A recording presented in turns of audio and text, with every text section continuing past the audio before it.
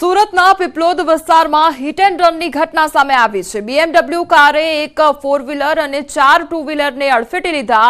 અકસ્માત કર્યા બાદ કાર ચાલક ફરાર થયો હતો તો સદનસીબે કોઈપણ પ્રકારની જાનહાનિ થઈ નથી।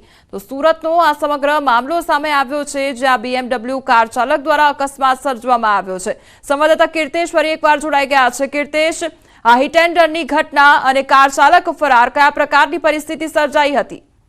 બિલકુલ, સુરતના ડુમસ રોડ પર આવેલા પીપલોદ ગામમાંથી એક BMW કાર પસાર થઈ રહી હતી। અચાનક ડ્રાઈવરે સ્ટીરિંગ પરનો કાબુ ગુમાવ્યો હતો અને એક બાજુ 4 2 વ્હીલર અને 2 4 વ્હીલરને અડફેટે લીધા હતા। જે જગ્યા પર અકસ્માત સર્જવામાં આવ્યો હતો ત્યાં મોટા પ્રમાણમાં લોકો ફૂટપાથ પર બેસતા હોય છે। જોકે રવિવાર હોવાને લઈને અહીંયા કોઈ લોકો નથી બેઠા, જેને લઈને મોટી જાનહાનિ થઈ છે। સૌથી મહત્વની વાત છે કે રવિવારે 4 વાગ્યા બાદ ડુમસ જવા માટે આ રોડનો સૌથી વધારે ચૂકી ઉપયોગ કરતા હોય છે, જ્યારે મોટી દુર્ઘટના ઘટી બનતી પ્રકારે ડ્રાઈવર બેકાબુ થઈને ગાડી ચલાવતો હતો, અકસ્માત સર્જીને ફરાર થઈ ગયો છે। છેલ્લા 1 કલાકથી સ્થાનિક લોકો આ મામલે હોબાળો મચાવી રહ્યા છે અને સૌથી મહત્વની વાત છે કે આ રોડ પર કોઈ પણ ગાડીની સ્પીડ 20 ઉપર નથી હોતી, ત્યારે 100 કરતા વધુની સ્પીડ ઉપર આ BMW SUV કારે જે રીતે અકસ્માત સર્જી અને પલટી મારી દીધી છે, તેને લઈને સ્થાનિક લોકોમાં આક્રોશ જોવા મળી રહ્યો છે। જોકે ઉમરા પોલીસ તાત્કાલિક ઘટના સ્થળે પહોંચી છે અને આ મામલે ગાડી ચાલકને બોલાવવામાં આવી રહ્યો છે, કારણ કે ગાડી ચાલક અકસ્માત સર્જ્યા બાદ ફરાર થઈ ગયો હતો। તેની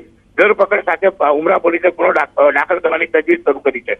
જી કીર્તેશ, સમગ્ર માહિતી બદલ આપનો આભાર।